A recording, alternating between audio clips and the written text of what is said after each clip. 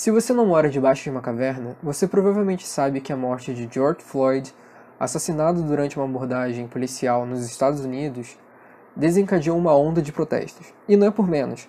E mesmo durante a pandemia, o Twitter ficou tão agitado que isso foi para as ruas. Mas o que a morte de um negro nos Estados Unidos tem a ver com o contexto brasileiro? Bem, é evidente que a sociedade americana é muito mais racista que a brasileira. Primeiro que os negros americanos chegam até a ter um sotaque próprio, diferente dos brancos, porque eles se isolam culturalmente e socialmente. Você tem ideia do nível doentio do racismo na sociedade americana. Mas voltando a falar de Brasil, o que tem a ver o Black Lives Matter com a perseguição que nós, pardos, estamos sofrendo? Bem, é muito simples. Um movimento gigantesco, em que a visibilidade da pauta negra, que é legítima, eu não estou tirando o mérito do movimento e que as pessoas defendem que pessoas não sejam assassinadas brutalmente pela polícia, pelo Estado. O que tem a ver isso com a perseguição? Bem, as pessoas estão ficando malucas. A sociedade americana era e ainda é extremamente doentia no quesito racial. Você teve, em ordem cronológica, a compra da Libéria, é um país na África que foi comprado para mandar negros americanos de volta para a África e que se tornou independente dos Estados Unidos. Você tem a Ku Klux Klan, que proibiu e que lutou e que perseguiu negros e que proibiu a miscigenação entre brancos e negros. Você tem o Apartheid, que até os anos 50 dividiu o país, serviços públicos, locais e estabelecimentos entre uso negro e uso branco. Você teve também as leis anti-miscigenação que ficaram em vigor até 1967.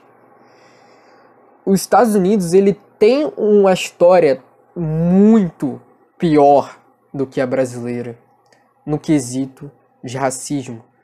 Realmente tem fundamentos que explicam por que a sociedade americana é tão fragmentada e por que esse ódio racial existe das duas partes, seja pela parte opressora quanto pela parte que foi oprimida. E sim, nos Estados Unidos ser negro é um ato de resistência, como eu acredito que ser qualquer minoria agredida é.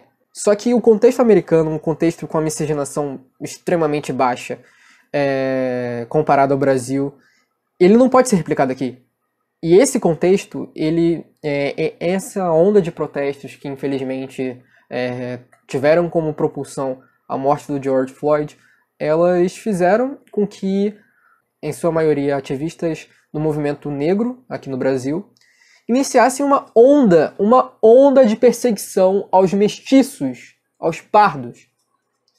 As pessoas esquecem que no Brasil 80% da população é mestiça. Só resta saber o quão mestiço você é. Você precisa ter um cabelo cacheado, um lábio grosso, um nariz mais grosso para ser considerado mestiço no Brasil? Para ser considerado... de repente, metade das pessoas que estão assistindo esse vídeo vão achar que eu sou branco. O que, pelo meu próprio teste de DNA, é uma falácia. Mas enfim, não vem ao caso. Se as pessoas tivessem noção do que está dentro do DNA delas, talvez elas parassem de agir histericamente e sem o menor filtro. Até os brancos brasileiros são mestiços em sua maioria, salvo exceções de migrantes recentes. Os negros, por sua vez, também. Tem vários estudos de genealogia e genética que apontam que populações negras têm componentes de até 30% brancos, fora o componente indígena. Então, fica estranho você botar uma régua no que o que é pardo, o que é índio. Um índio não pode pintar o cabelo, ou um pardo não pode ter a pele um pouco mais clara. Ou se não existe pardo, que todos são negros, mas a partir do momento que uma pessoa não é tão negra assim, você já não considera ela parda, porque pardo não existe, e pardo é negro, e a pessoa não é negra, e ela é parda, e pardo não existe, pardo é negro. Não tem cabimento, não tem cabimento.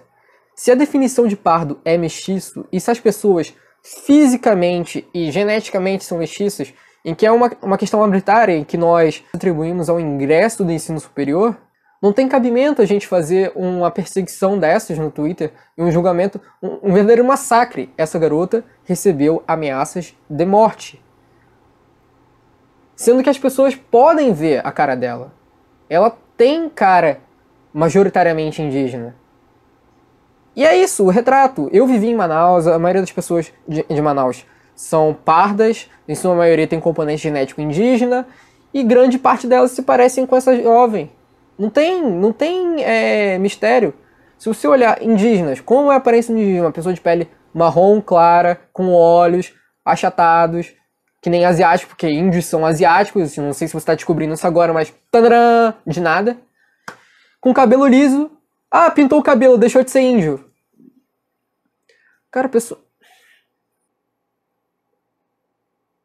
E as pessoas perdem totalmente o resto de senso que possa existir na cabeça delas. As pessoas simplesmente pararam de raciocinar, pararam de questionar e só aceitam. É comportamento de manada. Vem um perfil do Twitter e expõe uma pessoa que pode ter fraudado ou não, dependendo, já que essa garota supostamente tinha fraudado e não fraudou. E as pessoas parecem que perdem a capacidade de questionar qualquer coisa. Se você olhar as pessoas dessa garota, você provavelmente não a ameaçaria de morte por se passar como indígena porque ela é. E se nós escolhemos um critério majoritariamente racial, que tem implicações diretas no quesito socioeconômico das classes brasileiras, da composição das diferentes classes sociais brasileiras, se a gente escolheu esse quesito racial e étnico, você não pode apontar para a cara de fulano só porque fulano não é totalmente uma coisa. Isso não quer dizer que a pessoa deixe de ser.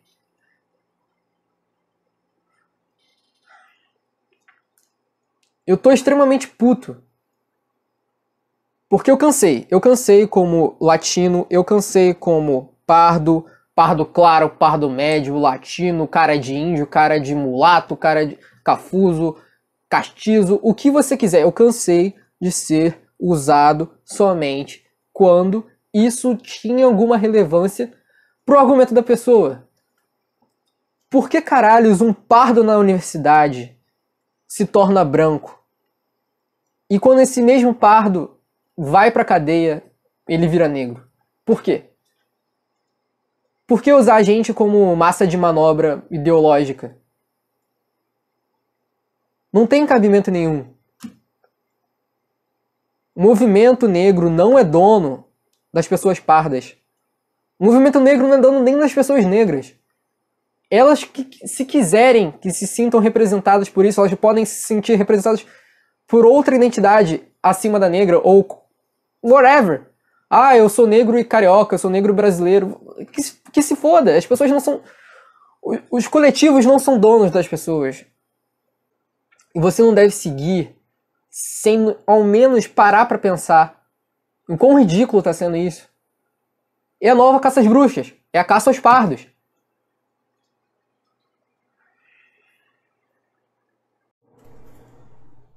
Existem uma série de motivos pelos quais as cotas são legítimas.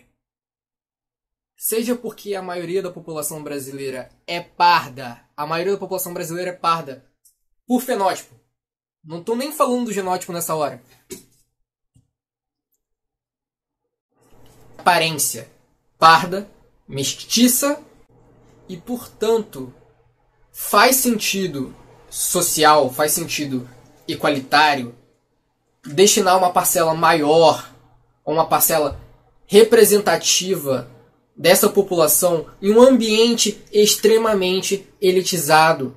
Você tem brancos pobres, você tem negros ricos, mas em sua maioria, quanto mais branco você é, mais rico você tende a ser. E isso é um problema estrutural em um país extremamente rígido, com classes sociais e mobilidade social baixa. E não é por isso que o movimento pardo deixa de ser relevante ou deixa de fazer sentido. Então não faz sentido perseguir as pessoas que se identificam como pardos e que elas estão exercendo o seu direito. Não faz o menor sentido. Mas fica a dica, você que se acha o rei de Wakanda, faça um teste de DNA e descubra o que você é de verdade. Eu aposto que você vai ser muito menos negro do que você pensa que é e muito mais misturado, muito mais pardo. Isto não é um problema, não é um defeito, é a realidade. E você não deve ter medo ou ter vergonha do que você é. Sua informação genética é você, a sua história, a história dos seus antepassados. Você não tem que aderir a uma causa que não é totalmente sua. Nós, pardos, sim, somos parte da sociedade brasileira, parte da maioria da sociedade brasileira. Grande parte da classe média do país. E nós temos acesso também à educação. A existência das cotas é promover justiça social. O ambiente universitário público vem se tornando cada vez mais democrático. Então não vem dizer que a universidade está sendo ocupada por pardos. Porra, nós somos a maioria!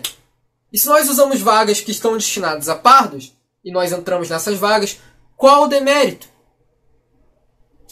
Do mais, ainda existem vagas que são destinadas a cota racial